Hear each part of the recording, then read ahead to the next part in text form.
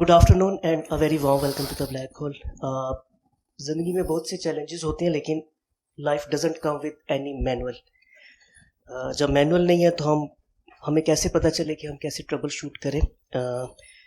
So when winds are unfavourable, how to sail one ship and how to troubleshoot. ये है एक बड़ा झगड़ा हम सबकी ज़िंदगियों का, और कुछ इसी हवाले से आज हमारी गुफ्तगू होगी। उन्वान आप मेरी पुश्त पे बोर्ड पे देख सकते हैं, from chaos to calm, applying stoic principles for a more fulfilling life. So stoicism क्या है? How does this timeless wisdom helps? How does this timeless wisdom help? इसकी एप्लीकेशन क्या है और ये कैसे आपको resilience या fortitude ऑफर करता है? तो कुछ इस हवाले से मुझे उम्मीद है कि आज गुफ्तगू होगी। We are grateful to our speaker. मेरे दाईं जानब मौजूद है अल्तमश खान आतिश। He is the former lead game designer of the GameStorm Studios and Absollogics. आपने 100 से ज़ायद एप्लीकेशंस पे काम किया है for Android, iOS and PC। ये तो खैर उनका टेक्निकल हवाले से तारुफ है, लेकिन फ़लसफ़ा और जो एंशिएंट विजडम है उसके ऊपर भी गहरी नज़र रखते हैं, और आज इसी हवाले से गुफ्तगू करेंगे। आप सब लोगों की आमद का शुक्रिया। Please do us a favour and turn your cell phones to silent mode so that there is no distraction. आप भी गुफ्तगू में ज़रूर शरीक होइएगा ताकि बात से बात निकले और मज़ीद पहलू भी सामने आते जाएं, लेकिन उसके लिए सिर्फ दो चीज़ों का ख्याल रखिएगा। पहले ये कि गुफ्तगू या प्रेजेंटेशन ख़त्म हो जाए और हाउस जो है वो Q&A के लिए ओपन हो। Then you raise your hand, और प्लीज़ ये माइक्रोफोन हाथ पे आने के बाद बोलिएगा ताकि आपकी आवाज़ जो है वो सारे ऑनलाइन ऑडियंस तक भी पहुँच सके और रिकॉर्डिंग में भी आ सके। सो बस यही थी 2-3 बातें। दोस्तों please welcome Altamash Khan Aatish. Thank you.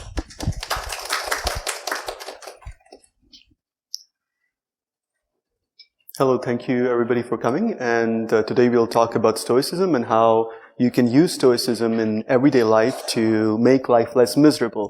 Basically, by the end of this lecture, I hope that I'll be able to help you on a good path where you will be able to study the principles and the belief system of Stoicism. It's not really a belief system, but there are certain Stoics believe in certain things.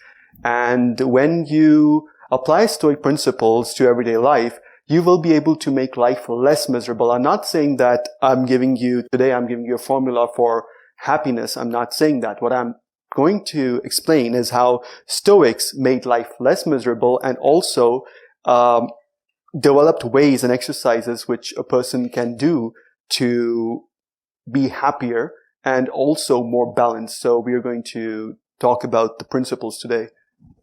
Please.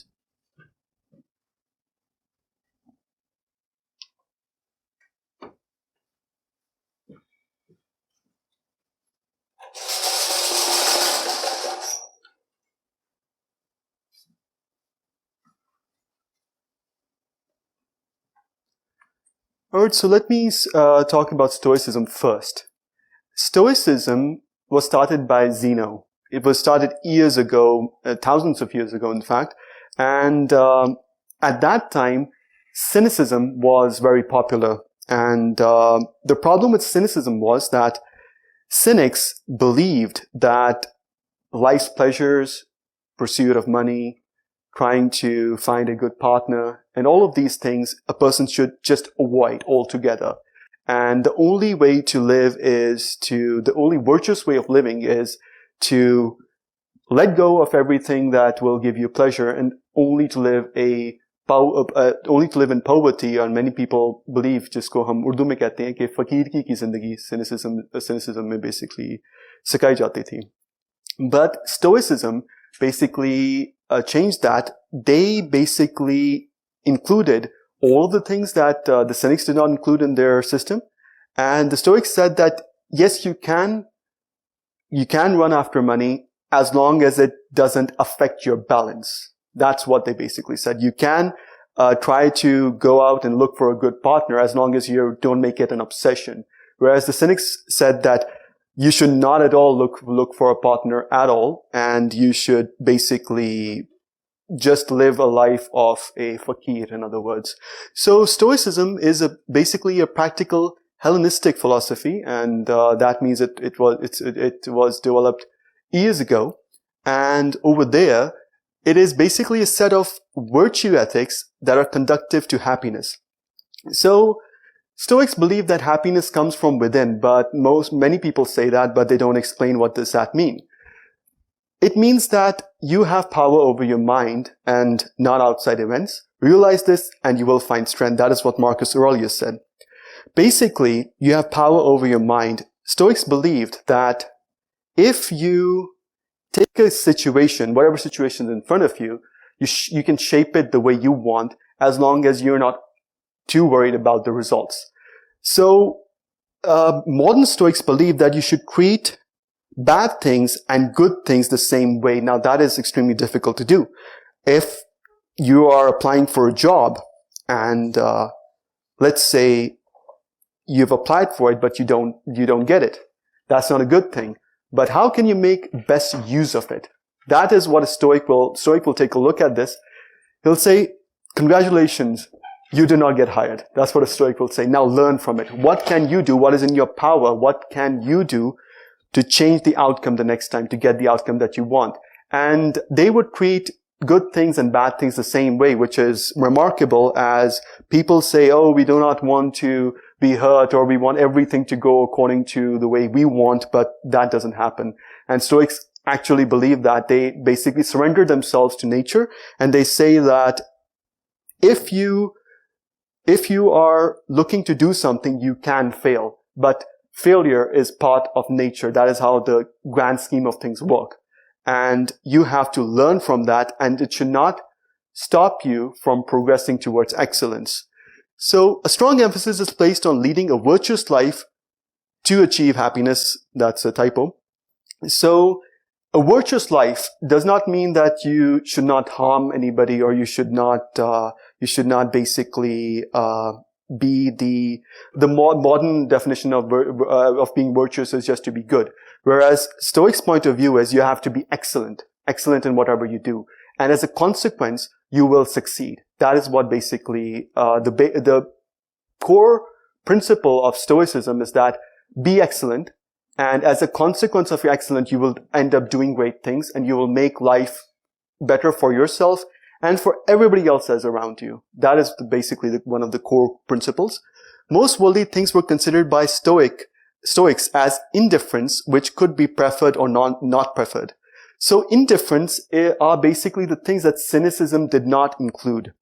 And these are things like trying to run after money, trying to get a good partner for yourself, trying to be very good at sports, trying to achieve something that isn't really virtuous but can be considered worldly. Now, those were indifference, and that was the main difference between cynicism and Stoicism. Stoics said, yes, you can go after money as long as it does not end up becoming a vice. And when it becomes a vice, when your balance is affected by what you want. And that was basically indifference. So indifference indifference are things that lie in the gray area of Stoicism, where it cannot be considered a virtue, it cannot be considered a vice. So Stoics said that this will be included in indifference. Indifference means that if it happens, good. If it doesn't happen, you should not be affected by it. Basically, that is what this means.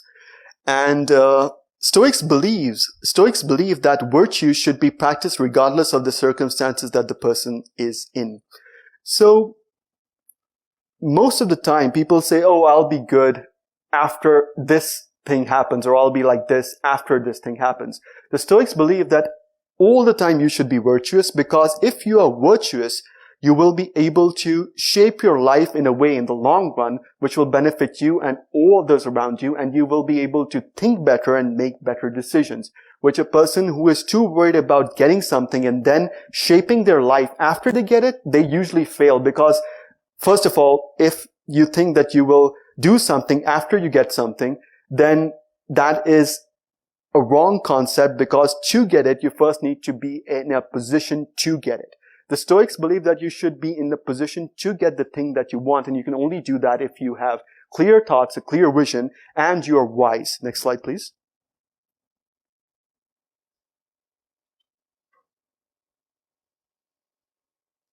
Okay, so Stoicism places a large emphasis on eudaimonia, which is basically, it is translated as human flourishing. So it believes in the flourishing of a human being. You should flourish in whatever you do, in whatever circumstances you are.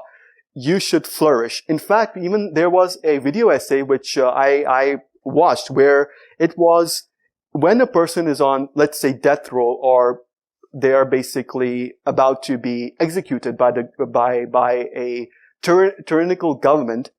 And what can they do? They have, like, that's it, their life is ended. So in that video essay, that person who was about to be executed wrongly started sharing how he was at that time making the experience of being executed less miserable by not thinking about just the execution, but how he can prepare others for the same experience that he's going through, and also to help shape their minds so that when they're going to be executed, they will look at what good happened in their life and remember that instead of the bad thing that is happening right now. Because Stoics believe that you will die eventually, right? To some extent, Stoics were nihilist as well.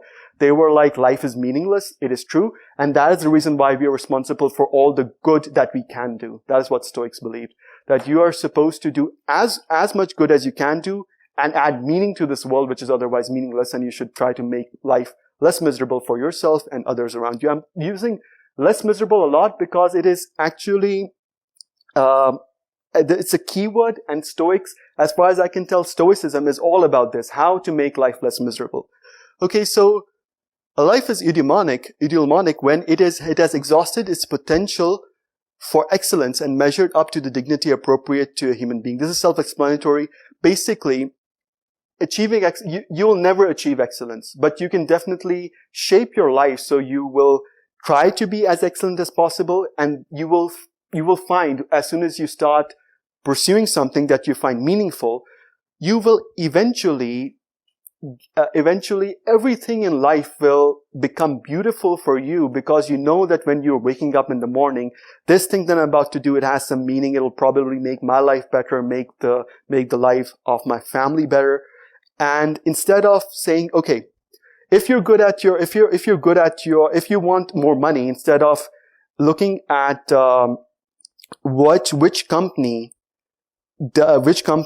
is giving you the best salary, you should first think about how you can make sure that you will be hired by that company and what you can do to be hired by that company before you go and apply for that company, to make sure that when you apply, you're in an excellent position to take that opportunity.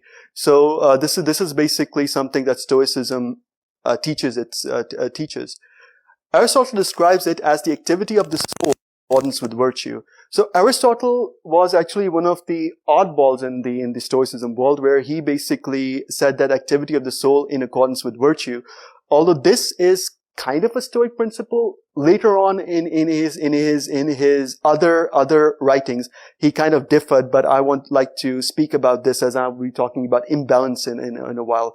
Virtue, which is arate in Greek, denotes any kind of excellence. So any kind of excellence, you can, even if you want to be good at sports, you want to be number one in the world, you should not think about, okay, I want to be number one in the world, rather than how good I am today and what can I do today to defeat the version that I had tomorrow or today. How can I defeat myself today? What can I do today to make my life, position my life in a way where I can achieve the number one spot that I want? And also, Stoicism, another thing is, you cannot do this unless you are wise. When you're wise, you'll be able to run feedback loops, and you will be able to tell exactly what you have to do and the decisions that you have to make your life, to position your life in a way where you would achieve everything. You can only do this if you're wise, and also if you're open to learning from everybody. Let's say you are a bad football player. Probably there are people around you that will tell you that if you do this, you will be better. Keep an open heart and make sure that the person that, first of all, if you're wise, you'll be able to tell exactly whether you're speaking the truth or not. Another thing that Stoics believed is in speaking the truth. You should speak the truth, and therefore you will be able to identify the truth. That is the thing. If somebody is saying something to you, are they telling you the truth? And you can only identify truth if you speak the truth. And if you lie, you'll be extremely good at telling whether a person is lying or not. In fact, the entire world will seem a lie. Okay. So, now this is an example. A good knife is a sharp knife. Therefore, one of the virtues of a knife is its sharpness. So that's an example that I've given over here. Aristotle believes that virtue is not enough to reach eudaimonia. You also require some good luck, health, shelter, friendship, and wisdom. Stoics do not agree and believe that the only thing required for a good life is virtue. Basically, Aristotle, like I said, was an oddball out. Now, these things, good luck, health, shelter, friendship, and wisdom, wisdom is a Stoic, is one of the 4 Stoic virtues, but shelter, friendship, health, good luck, these are actually in indifference in Stoicism. These fall into the category of indifference. Stoics believe that a person can endure anything. They think they can endure anything. Although this not having shelter is a not preferred indifferent. Whereas like bad health is not preferred, having no home is not preferred, having no friends is not preferred.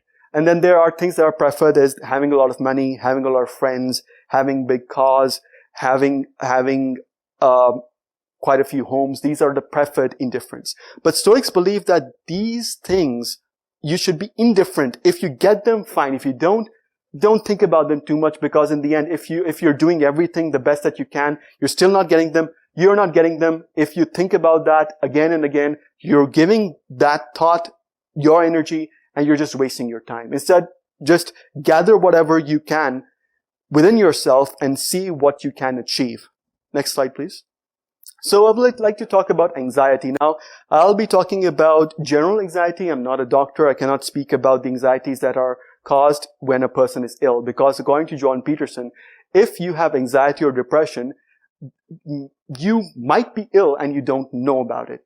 Anxiety, if you're ill, you may have anxiety, but you don't know. So anxiety is usually caused by an excessive worry about the future. Now, all of us are worried about the future, right? Some of us don't practice Stoicism, but are Stoic by nature. And there are people who are basically so calm and they're not worried about the future at all. By the way, that is also not a good thing. You should worry about the future, but not to an excessive. There's a word over there, excessive worry. You should absolutely worry about the future. You should absolutely worry about what you can do to make your future better. But excessive worry is not a good thing, because anything in excess means that there is an imbalance. Anxiety can be long-term or short-term. So, self-explanatory. It can stop a person from functioning properly. Now, this is the thing.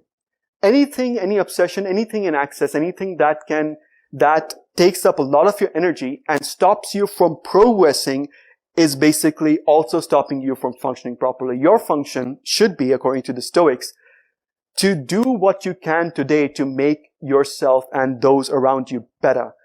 If you are thinking about something which is negative all the time, you will basically end up taking away what you have already, and you will not be able to work on the things that you have already, because you won't be able to function properly as you're most likely giving your energy to a lost cause. Let's say you've been rejected by a company, and you wanted to basically apply at that company and you wanted a job. Now that opportunity is gone. So if you keep on thinking about it, why I got rejected, it's not going to benefit you or others around you. In fact, other people that are around you might actually not like you after you repeat that too many times. And it also shows that you're not really doing anything. Like, people basically do not know, but if you talk about problems a lot, most people get frustrated or get angry at you because they at the back of the mind believe that you're not really doing anything to solve the problem. And nobody in this world, I believe at least, wishes to be with a person who is not making themselves better, not taking the steps to be better. Although people do not stop interacting with a person who actually does this, at the back of the mind, their thought process, at the back of their mind, probably there is this thing in their mind that if you're associated with a person that only speaks about problems and not the solutions, then that person is just going to waste our time. They're going to waste their own time, and they're just not going to progress in life. And nobody wants to be with a person who doesn't want to progress in life. Next slide. So an antidote for anxiety according to the Stoics. Learning the art of being indifferent to all worldly affairs. So I said indifferent. I did not say reject worldly affairs. All right? Because or be totally detached from worldly affairs. That's not how what Stoicism teaches. Stoicism says that you should be indifferent to worldly affairs, but that basically you should be indifferent to whether they exist or they don't exist. Let's say you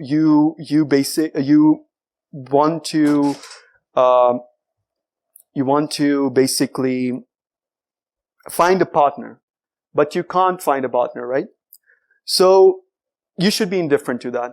Although it does hurt, but the more you think about it, first of all, if you're not finding a partner and if you're doing everything that you can, then you should not worry. Because if you're worrying about things after you've done your best, well, then you are basically just wasting your time, and you're also ruining your own life because you're not really progressing towards anything.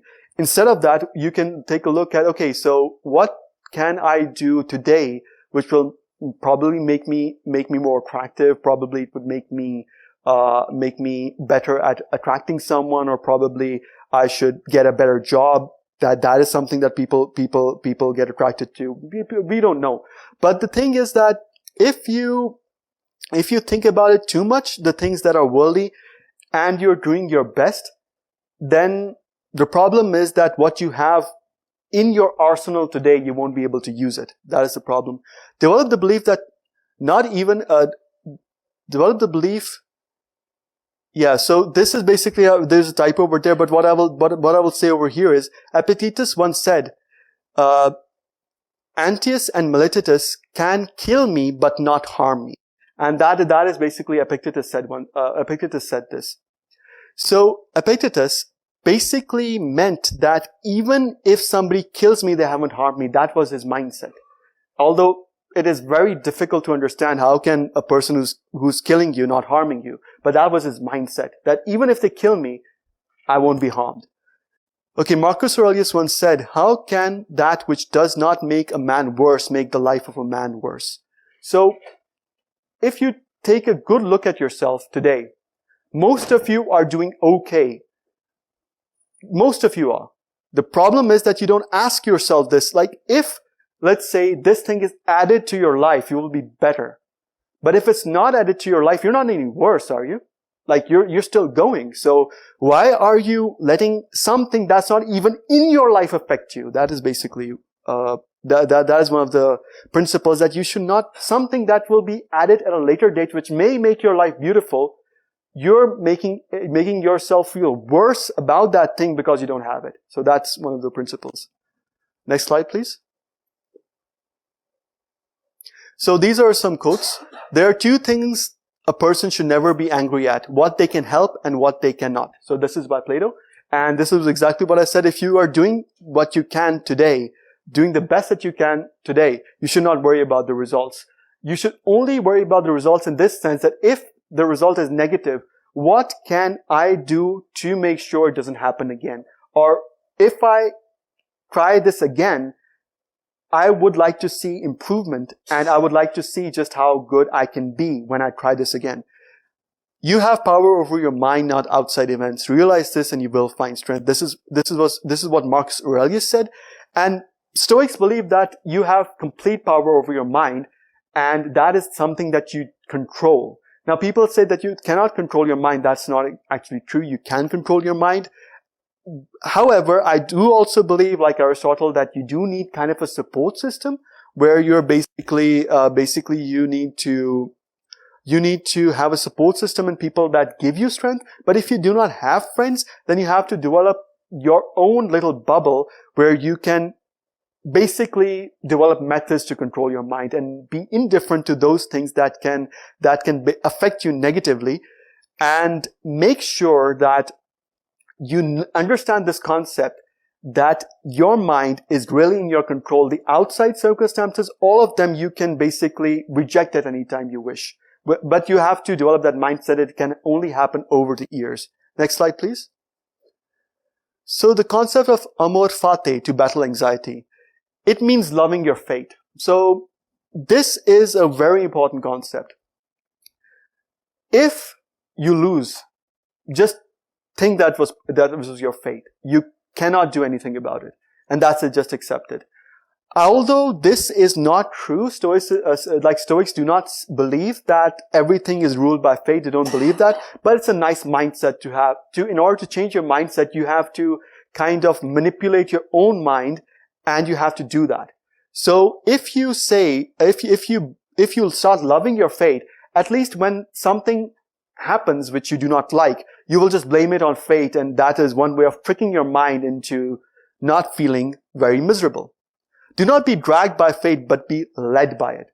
So this is basically something that not many Stoics, these modern Stoics, speak about, and that is that you should learn how to be led by fate. Where is life taking you? Try to understand this. Have the mindset. Okay, so this thing happened. Where is this taking me? Let's not resist this path, because as soon as you start resisting, you're resisting the path that fate is basically has for you. At that time, you'll start to feel more miserable, as you will basically be fighting fate, or fighting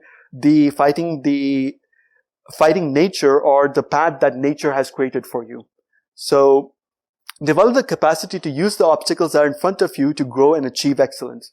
So all obstacles that come in your life, many people say this, that every single thing that comes in your life, it is to help you grow. The problem is that people do not tell how you can develop the mindset to basically use those obstacles and then grow. You have to be wise for that. You have to understand what you did wrong. You have to develop the capacity to analyze yourself. And unless you do that, the obstacles will just be obstacles, and you will not be able to improve yourself. You have to, one of the virtues of Stoicism is wisdom. You have to become wise, you have to love wisdom, and you have to sit with wise people that you believe are wise and learn from them. How do they think? How do these people think, and how I can think, so I can analyze myself, analyze a situation, and analyze the things that are being said to me, the things that I'm saying, are they making sense? These kind of things.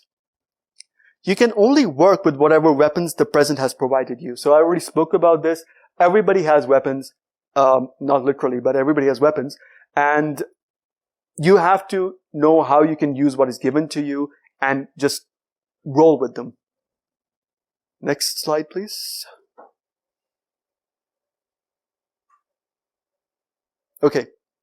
So this, like I was about to say this, that giving everything, like relying on fate, does not mean you just sit and do nothing. That's not what it means. I was speaking about that you can trick your mind into thinking that if this was a negative result, it was because fate just did not have it for me. This is just a mindset thing. Actually, you should do the best that you can at that given moment. That is how you can be. Stoics believe that there is fate, but you can change it if you make the best out of a situation. Stoics believe that there is a fate, but the fate they believe in kind of like an RPG game where there are branching paths, so your choices determine the end.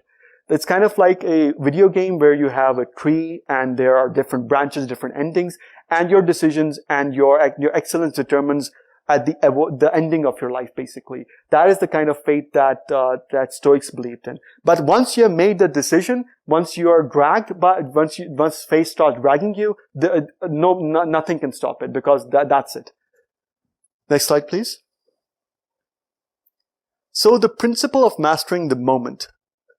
Fall in love with the concept of being known as a wise person. So this, right now, these slides are just preparing you. And this is like, people should say कि ये बंदा अक्लमंद है, इसके साथ हमने बैठना है. When people know you as a wise person, that is basically the time you know, okay, now I've developed the ability to kind of master the moment. Then you sit with wise people, and other people, when they say this person is wise, I want to sit with this person, I want to spend time with this person. At that time, this is kind of a validation that you're ready to master the moment. Learn from everything and everyone and pursue wisdom. Next slide. Okay.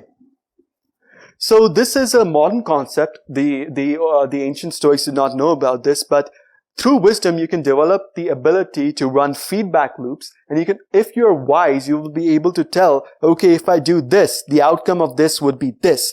However, the difference between wise people and foolish people is that they cannot think far enough. Whereas Stoics, the reason why they said that wisdom is one of the virtues is because if you're wise, you will be able to think far ahead and be able to determine the outcome far ahead before it happens. And you will be able to adjust, or you will be able to, even if the outcome is positive, let's say the outcome is positive, you know that the outcome is positive. You also have to prepare yourself to make the best use of that positive outcome, which people don't do. Most people in this world, once the positive outcome is done, they don't roll with it. They don't take that positive outcome and they don't run with it. The thing is that you have to prepare your mind for both the positive and negative outcome. And people don't do that these days. Determine what is the worst thing that could happen and what can you do to make it have a lesser impact on you. So if the outcome is going to be negative, and if you're wise, you'll be able to tell that, what can you do in advance to make the impact of that negative thing less miserable? That is something that you have to think about a lot. So let's say you're about to lose a game of football, and you know you're like 6-0 down. So, okay, so at that time you'll be like, I should at least try to pass the ball better. At least what I can do is, if we are not attacking well, let's make the situation, let's try to save face, in other words. You should basically try your best so that the score does not go to 8-0.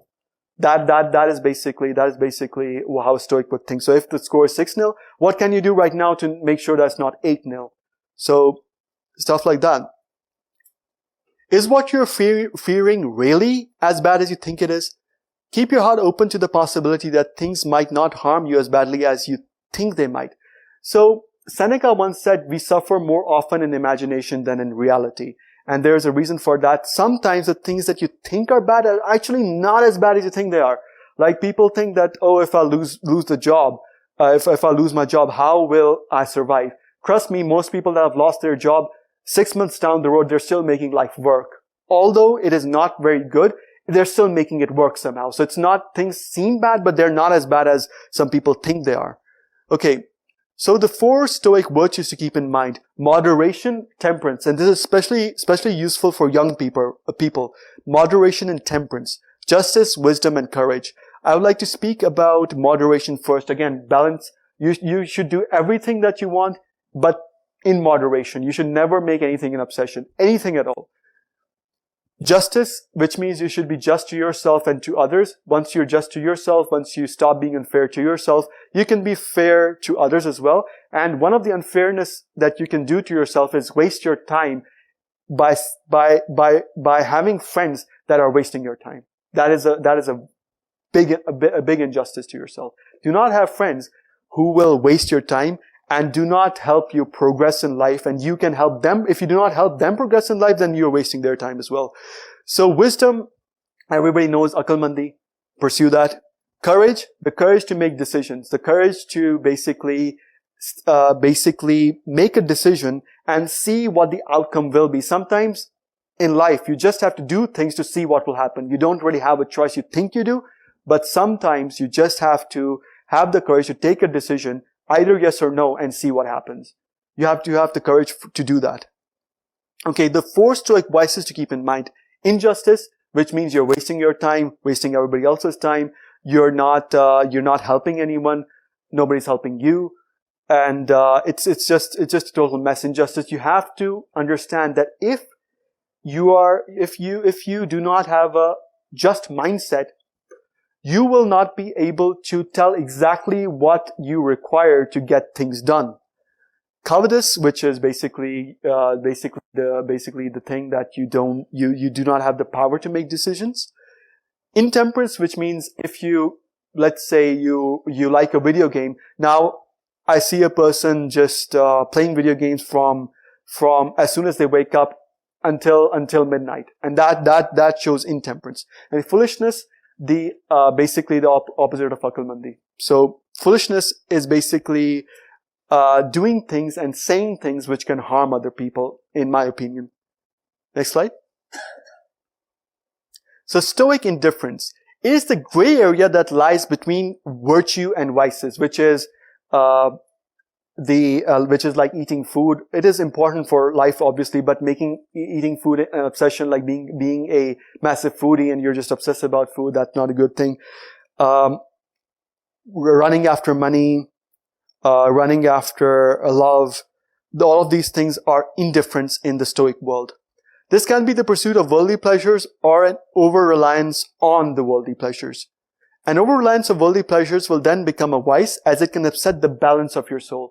So if your worldly pleasures are upsetting your balance, it means you won't be able to think clearly. You'll basically be making decisions that will help you get that thing in a larger quantity. Sometimes you might end up missing more beautiful opportunities if you think that way.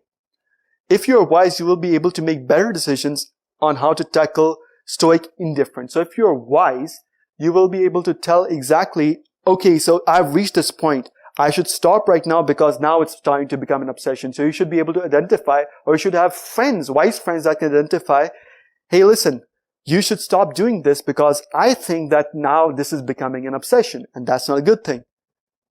Next slide.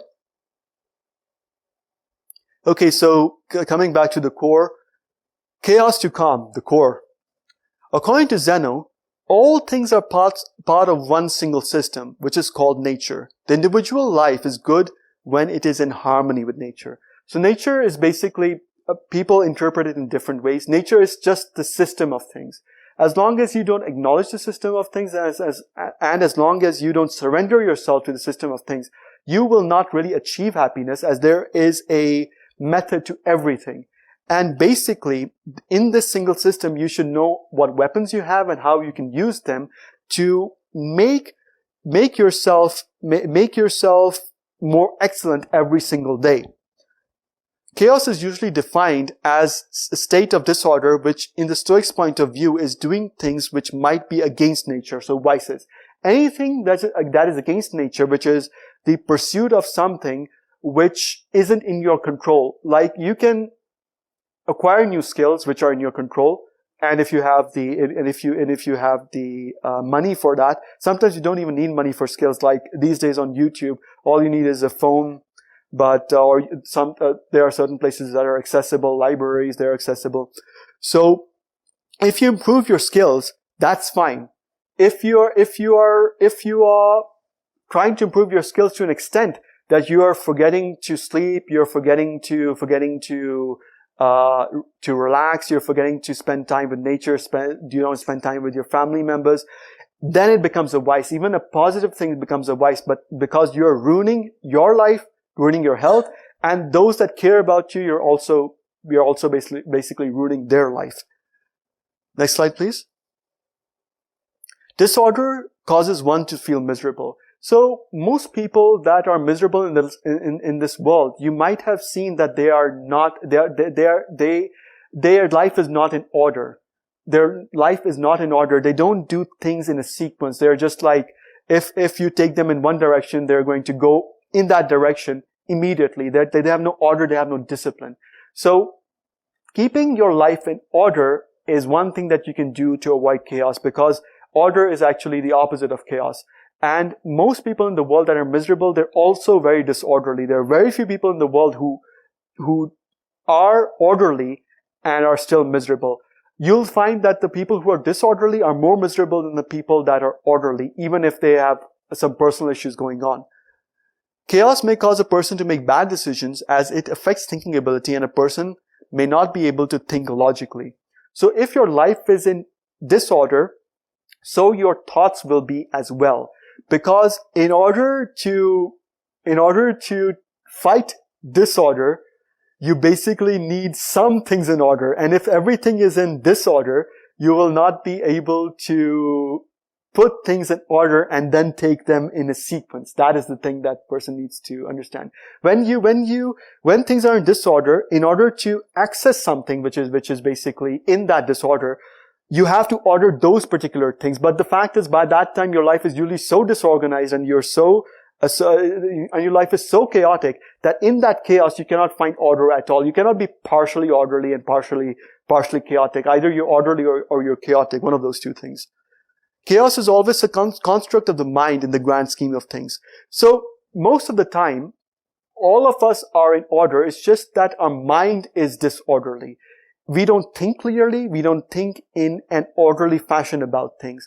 We think about either the end result. We do not think about the sequence of events that may take place in between. And that is the main thing. You should think about not only the end results, but the sequence of things which will occur as part of nature.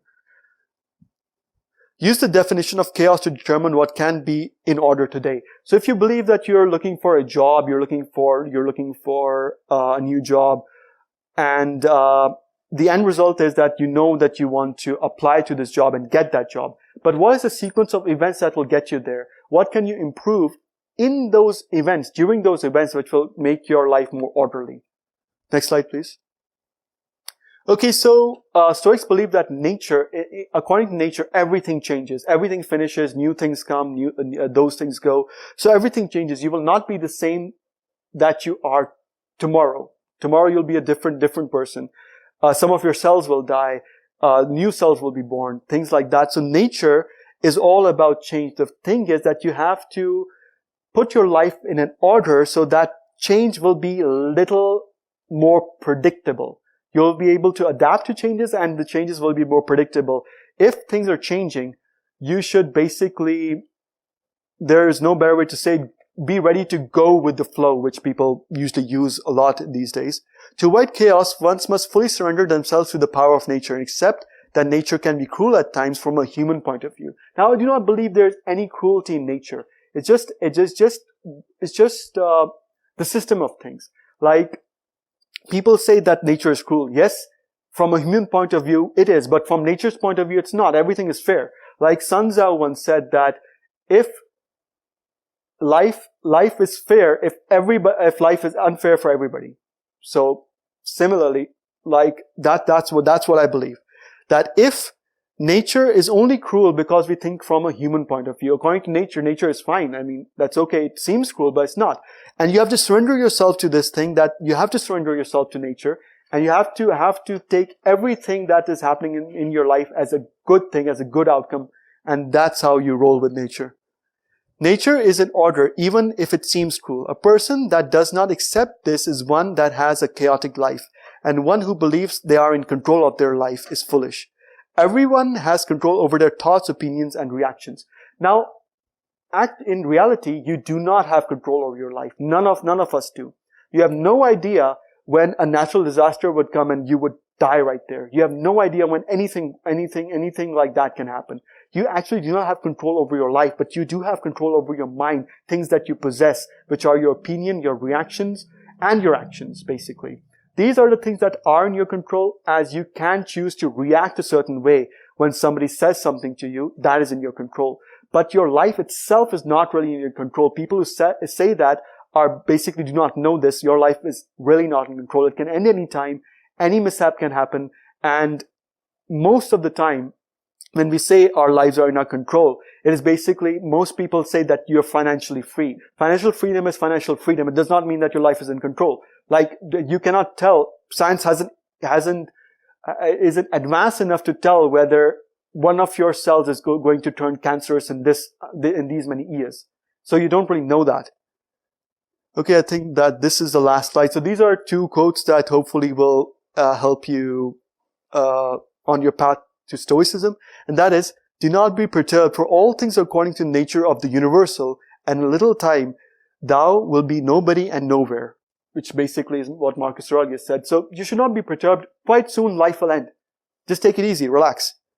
So Socrates said, if you don't get what you want, you suffer. If you get what you don't want, you suffer. Even if you get exactly what you want, you still suffer because you can't hold on to it forever. Your mind is your predicament. It wants to be free of change, free of pain, free of the obligations of life and death. But change is law, and no amount of pretending will alter that reality. Thank you.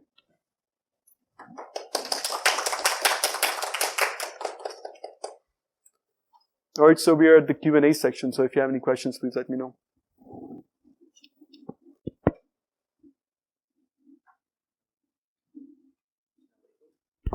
Yeah, so I'm a really follower of Stoicism, and I really like that school of philosophy, how they structure their life and etc.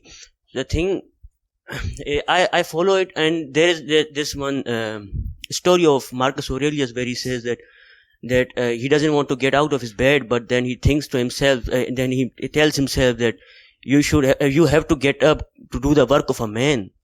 Yeah, so that really makes sense. And then there is one verse in Bhagavad Gita where it's written that doing something for pursuit of some reward is much lower than doing something for the yoga of wisdom, which is one principle of Stoicism.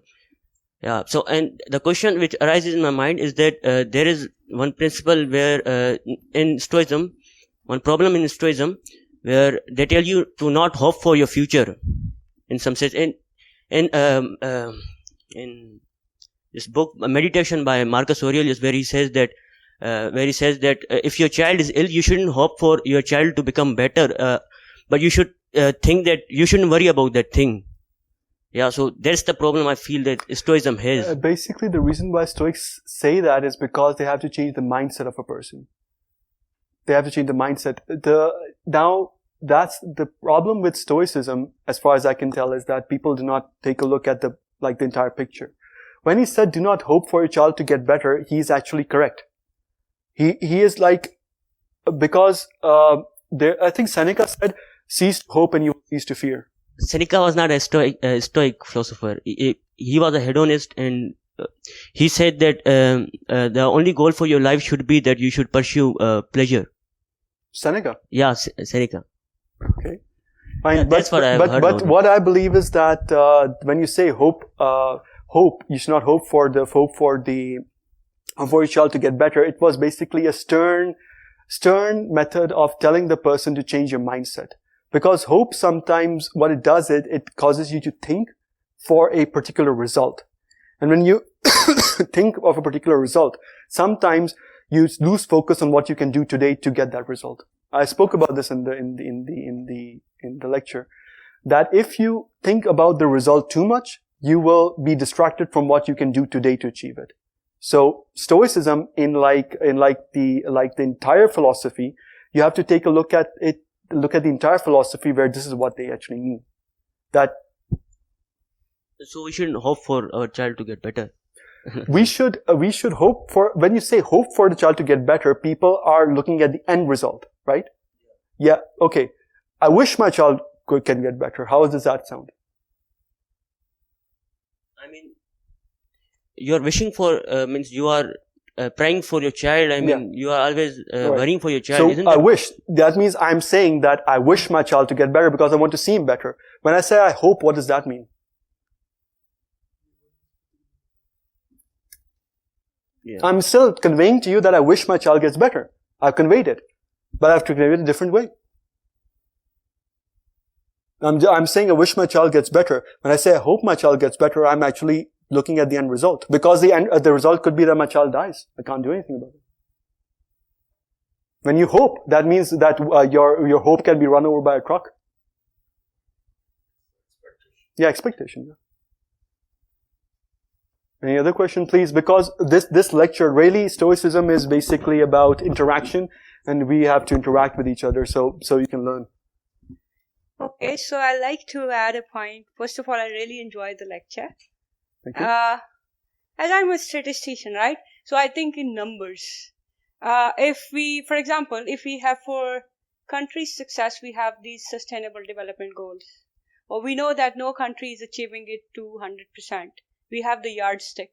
Do you think we can have a yardstick for Stoicism, and we can see how Stoic tendencies are there in a person, and how that define his leadership abilities or his general success as a team worker, something like that? Do you think that sounds good idea to you? See how stoic a person is? Yeah, I mean, for example, we run a survey here. You have an instrument, and you just check that how my mindset by default is. Am I following Stoic principles by default or not? I think everybody's nature is different. It's difficult to analyze how stoic a person can be because Stoics have a set of rules or guidelines, not rules, guidelines. Stoics have guidelines. How much a person is following that guideline is determined by, first of all, you have to understand what situation they're in. Sometimes some people have to be more temperate, some people have to be more wise, some people have to be more just. So you can't really tell who is a stoic, just how stoic a person is just by looking at them, because sometimes you have to be more courageous, sometimes you have to be more wise, sometimes you have to be more temperate. So the fact is, because the situation is different for all circumstances, you can't really tell who is a stoic. There cannot be one method of measuring how stoic a person is. Not even if we control for certain scenarios. For example, if we control for people going through relatively similar scenarios, if somehow we control for that, not even. No, then? it's not possible, because it is impossible to say that nature will be the same for everybody. So things can be similar, but nature is never the same for everybody. It's not. Things are similar, like toxic people, toxic friends, similar, but the amount of toxicity and how they're being toxic is, there's a degree. And also it depends on the sensitivity of the person that you're analyzing. So if a person is more sensitive, they'll probably have to be more temperate than another person who is born with lower sensitivity. Okay, and then just a suggestion, if you haven't read the Big 5 personality traits, I think you should go through By them. Jordan Peterson? I don't remember the name of the psychologist, probably, because I'm not a behavioral I've taken a psychologist. test, the Big 5 test. Yeah, so probably, I just feel that there could be a very interesting correlation between Big 5 traits and Stoicism, how we follow these. Yeah, it could be, but since Stoics haven't really developed the technique, I can't really speak about that. Yeah, so but as a researcher, we can have fascinating ideas. I mean, Stoicism was revived in the 21st century, so I mean, it'll take a while. Yeah, it can be done. Okay. Not sure. Yeah, thank you. Any other question, please? Because ये जो lecture से बहाना ही है, actually Q&A होता है, इसके अंदर बंदा ज़्यादा सीखता है. Assalamu alaikum, sir. My question is, there is a research in medical sciences titled as placebo and nocebo effect of mind. How could you link this research or placebo or nocebo effect of mind to your lecture? Secondly, there is a concept, hypnotism, which in spirituality we call it tasarruf khayali. So how would you link your lecture to it? I believe I spoke about mindset, that you sometimes have to learn how to manipulate your mind. You have to manipulate your mind to believe certain things which might not actually be true. But you have to do that in order to change your mindset. So I do not know about the research that you're speaking about, but sometimes you have to be a little bit stern with your words to yourself. When you're speaking to yourself, you have to be stern. And you have to be, sometimes you even may have to create a false truth. Now I said false truth just to change your mind and to basically, let's say you're being very affected by a divorce, let's say. Let's take an example. You have to convince yourself that nothing happened. You should convince yourself nothing happened. The girl wasn't even there. Just an addition. Gone. Although that's a bad way of looking at things, but you have to do that to feel less miserable. I mean, you're not exactly you're not exactly harming yourself by thinking like that. You're just making it, ye कहना कि she wasn't good is not the thing. It's just that she's an addition. That's fine. Taken away. Nature gave it to me. Nature take it back. That's it. Any other question, please?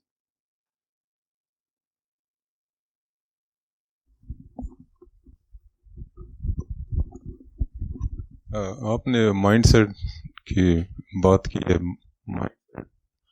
आमतौर पे ये भी कहा जाता है कि आपके बचपन से फ्रॉम योर चाइल्डहुड जो आप सीखते हैं, देखते हैं, एनवायरनमेंट, आपके टीचर्स, तो आपके माइंड में एक स्क्रिप्ट लिखा जा चुका होता है.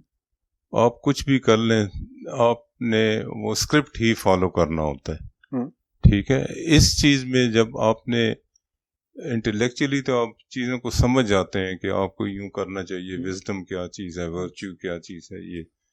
लेकिन आप how to change your mind, वो जो स्क्रिप्ट जो आपकी सारी जिंदगी आपके बैक ऑफ माइंड में है, फिर खास स्टेज पे आके you don't even know you are following a script.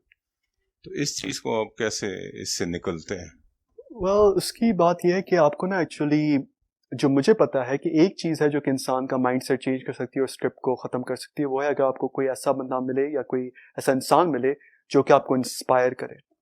اب میں آپ کو بتاتا ہوں کہ اس کی وجہ کیا ہے. اگر آپ کا کوئی چیز آپ کو اندر سے انسپائر کرتی ہے جو کہ پراپر انسپریشن ہوتی ہے، کیونکہ میں بھی جو اسٹوئک سے، میں مارکس اورلیس سے انسپائرڈ تھا، میں اور یہ اسٹوئک سے انسپائرڈ تھا، Epictetus and all of these people who said stoic things. Aristotle said stoic things, although he wasn't really very well known stoic. میں انسپائر ہوا تھا، اور میں بتا رہا ہوں، میں انگزائٹی کا پیشنٹ تھا، کافی برا انگزائٹی کا میں پیشنٹ تھا، اور اسٹوئسزم نے مجھے اس لیے چینج کیا، جس طریقے سے انہوں نے بات کہی تھی، جس طریقے سے انہوں نے پیغام مجھ تک پہنچایا تھا، دا میسج، اس چیز نے مجھے انسپائر کیا تھا، جس کی وجہ سے میری مائنڈ کی پروگرامنگ چینج ہو گئی تھی. اب یہ بات سچ ہے کہ کچھ لوگ ساری زندگی بھی ٹرائی کر لیں، وہ اپنی اسکرپٹ چینج نہیں کر سکتے دماغ کی، ٹھیک ہے. لیکن پھر اگر کوئی فرض کریں آپ ایسے لوگوں کے ساتھ ہیں جو عقل مند ہیں، وہ پھر آپ کو بتائیں گے، اگر وہ آپ کے بارے میں فکر کرتے ہیں کہ اس اسکرپٹ کو آپ نے استعمال کر کے اپنی زندگی بہتر کیسے کرنی ہے، یا اگر آپ ابھی تکلیف میں ہیں تو اسی اسکرپٹ کو آپ استعمال کر کے، کیونکہ اب ہم اسٹیبلش کر چکے ہیں کہ آپ کی جو اسکرپٹ ہے وہ چینج نہیں ہو سکتی، تو اس اسکرپٹ کو یوز کر کے ہم آپ کی زندگی بہتر کیسے بنا سکتے ہیں. یہ ایک طریقہ ہو سکتا ہے.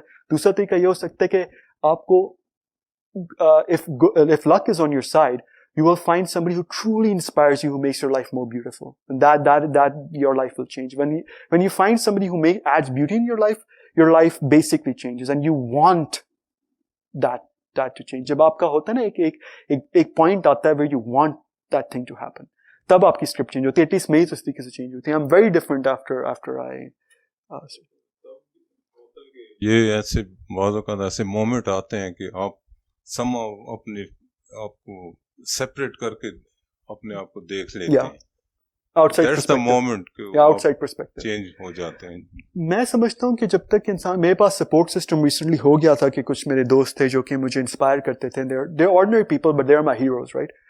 تو ان کا یہ تھی بات کہ جب آپ کو ایک وارمتھ محسوس ہوتی ہے نا کہ اگلا بندہ آپ کی فکر کر رہا ہے اور آپ کو جو ایسی باتیں کہہ رہا ہے جو کہ آپ کو صحیح طرح آپ کی جو پروگرامنگ کے اندر جو ہے وہ آپ کو وہ صحیح طرح فٹ ہوتی ہیں، تب آپ چینج ہو جاتے ہیں. ایٹ لیسٹ میں تو ہوا تھا، اور کچھ لوگ جن کو میں جانتا ہوں وہ بھی چینج ہوئے تھے، ان کا پرسپیکٹیو چینج ہو گیا تھا. کچھ لوگ جو ہیں جو کہ بہت نرم تھے، یعنی کہ they were innocent، میں نے ان کو جب ان کے ساتھ جا کے بیٹھا ان سے بات کی تو they became more assertive.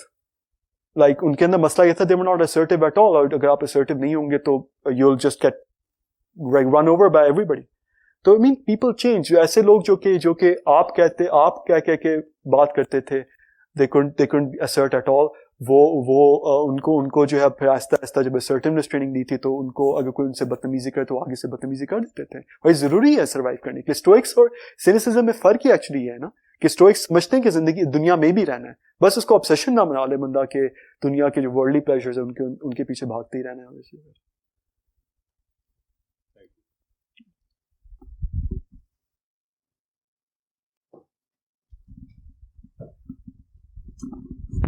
السلام علیکم. وعلیکم السلام. میرا کوشچن یہ تھا کہ سر یہ جو اسٹوئسزم ہے یہ انا کے بارے میں، ایگو کے بارے میں کیا کہتا ہے؟ کہ ایک انسان کے اندر ایگو ہے یا آپ کے سامنے بیٹھے ہوئے شخص کے اندر ایگو ہے، وہ کسی بھی چیز کو اپنے سمجھتا ہے کہ یہ میرے انا کو ٹھیس پہنچی یا یہ میرے ایگو ہرٹ ہوا، یا ایک بندہ خود ہے جو چھوٹی چھوٹی چیزوں پہ اس کو ایگو ہرٹ ہوتی ہے، اس کے بارے میں اسٹوئسزم کیا کہتے ہیں، اسٹوئک پیپل کیا کہتے ہیں، اس کو ہینڈل کیسے کیا جائے؟ دیکھیں ایگو کا ڈائریکٹلی جو ہے نا وہ آئی تھنک مجھے یہ پتا نہیں ہے کہ ایگو کا جو لفظ تھا دیٹ لفظ وہ انوینٹ ہوا بھی تھا اس وقت، یعنی اس بات کا مجھے نہیں پتا، اس بات کا علم مجھے نہیں ہے. لیکن میں آپ کو یہ بتا سکتا ہوں کہ stoicism basically about ego all any emotions, right? آپ نے ابھی کہا کہ سینسٹیوٹی اس بندے کی زیادہ ہے کہ like person gets irritated. So the person lacks temperance. The person lacks temperance. The fact is that you can only be harmed if you feel that you're harmed. That person feels that they're harmed. Well, I think we are not speaking, I think you're speaking about sensitivity. Ego is something different. Ego کا آپ اسی ego کی بات کریں کہ میں ہوں اور کوئی اور نہیں ہے، اسی ایگو کی بات کریں. وہ ٹیمپرنس کا مسئلہ ہے بیسکلی، اس کا نا اس کا امبیلنس ہو جاتا ہے. That person becomes imbalanced. Let's say that person has a stroke of good luck. Now he owns cars and houses and, you know, has all the fun that I can't mention here in life. The fact is that upsets him because that puts his life out of order. Now, that disorderly thing becomes his order.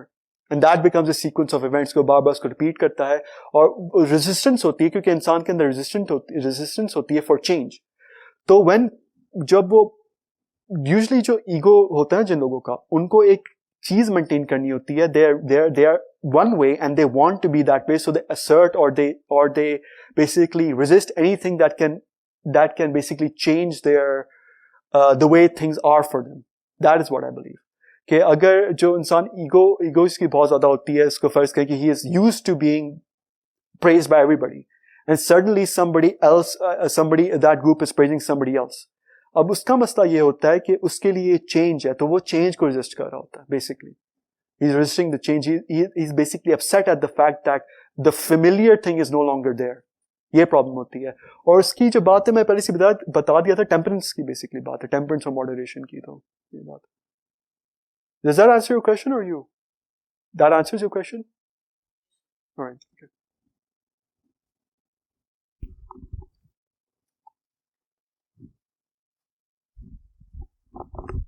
अस्सलाम वालेकुम sir. मेरा छोटा सा ये question था कि हमारा जो हम ये कहते हैं ना कि हम माइंड को कंट्रोल करते हैं, ये हमारा जो ब्रेन है तो वो हमारी थिंकिंग वगैरह जो भी बॉडी फंक्शन है वो कंट्रोल करता है.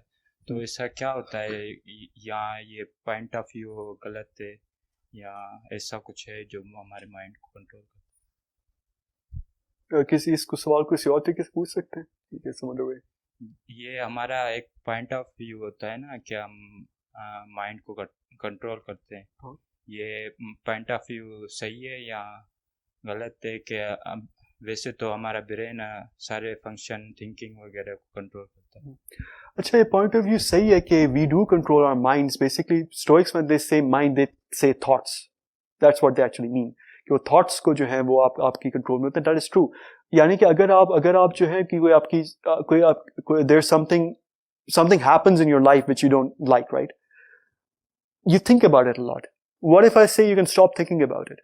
Like, what if I say you stop thinking about it or develop methods where you can stop thinking about it? Like if there's something wrong, I'd say stop thinking about it right now. Can you do that? You can. It's just difficult. The person has to basically program themselves to position themselves in a way where they are basically they can stop thinking or doing what they're doing right now, which is in their head, because these are images and voices and stuff. You can control them. It's just difficult. It takes years of practice. It won't happen overnight. Just like you wouldn't master anything overnight, right? It's not gonna happen. Don't you think कि जो stoicism है, it could possibly lead to emotional suppression or detachment from one's own feelings? No, that's cynicism. That's cynicism. Basically, cynicism ki the difference between cynicism and stoicism is that people say that you become robotic after you become stoic. That's not true. Stoics just have said, do not let anything upset your balance. I mean, if you love somebody, do not love the person so much that person even feels repelled. Do not love the person so much that you forget your own life. You might be adding meaning to maybe thousands of other people, and now you are just looking at that person, nobody else. Like just loving that person. Due to that, you're not concentrating on your job. You're not concentrating on what your skills. You're not concentrating on how you can make their lives even better. Like if you do anything, if you don't, and also if you do not love someone, like if you don't love people, then do not expect people to love you either, because they won't feel the warmth from you. So it's all about balance in stoicism. What people basically confuse stoicism is with the principles of cynicism and Buddhism. Buddhism actually says that you should basically detach from all worldly pleasures. Or they say that, I haven't studied Buddhism much, but what I do know is that they basically say the only way to enter nirvana is to detach yourself with the worldly pleasures. That's what they say.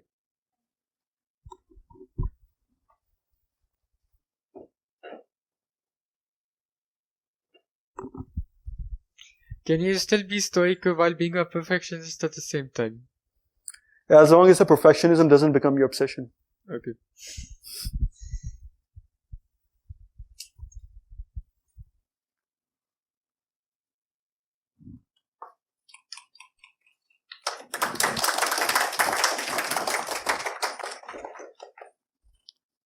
you.